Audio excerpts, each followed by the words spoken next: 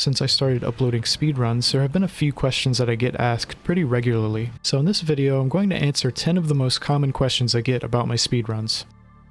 Number 1. How do you break rocks so fast? If you go to the game settings, you can set the scroll wheel to the same action as left click. Now every time you scroll, it'll be like clicking your mouse really fast. If you're on console, you can instead alternate between pressing 2 different buttons, but it's not quite as good. Number 2. Why do you pick up and drop metal salvage so much? This has to do with getting stalker teeth, which we need 4 of to finish the run. Stalkers pick up any scrap metal they see, and when they do, there's a 25% chance of a tooth dropping, but one of the types of scrap metal is bugged and has a 0% chance of dropping teeth. We confiscate this metal to increase our chances. Stalkers also won't pick up metal that's close to their drop-off point, so it's best to move the metal around to have the highest chance of getting 4 teeth quickly. Number 3. Why does it look like you're moving faster than normal? This might be an illusion caused by a different field of view. I raised my FOV to be a little higher than the default, so I can see a little more at the edges of the screen without getting too much tunnel vision. A side effect of this is that a higher FOV gives the illusion that you're moving faster, even though you're not. Number 4. Why doesn't your food level drop? If you eat while your food level is below 100, it can go above 100. The visual for hunger is full as long as you're at 100 or above, so it looks like it doesn't move for a while. Number 5. How did you enter the wreck to scan laser cutter fragments? Isn't that a glitch? Before the aurora explodes, this opening doesn't block us, so we can go straight through. It does become solid after the aurora explodes, but before then we're not clipping or doing any kind of interaction through collision, so we don't consider it a glitch.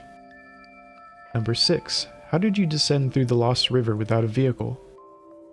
I switched between 3 full oxygen tanks, 2 of which are high capacity and 1 which is standard. It's easy to miss that standard tank that I craft at the mountain base, especially because I drop it when it's not needed anymore.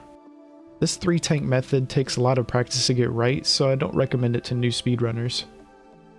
Number 7. What was that weird sound the character made? That sound plays when you take damage while you have an unequipped standard oxygen tank in your inventory. It doesn't play when you have the tank equipped, and it doesn't play for any other oxygen tank, so maybe it's a bug. Number 8. Why do you enter and exit empty bases? And why don't you lose items when you die? When you enter and exit a base, your inventory is saved so that your items aren't lost when you die. The base doesn't need to be powered, and it can literally just be a tube and a hatch. Any other items you pick up after you exit a base can be lost, with the exception of essential items like tablets and cubes. You also get to keep 1 extra random item, which is something we can use to our advantage by picking up only 1 item after exiting a base. Number 9. Why do you deconstruct a hatch on those bases? We do this when we want to respawn at the life pod. Normally when you die, you respawn at the last base you entered. If the last base you entered doesn't have a hatch, you respawn at the life pod instead. Number 10. Why do you build the cyclops but not use it? To finish the rocket and the game, we need a shield generator. This can only be built inside the cyclops. I hope these answer any questions you might have. Thanks for watching.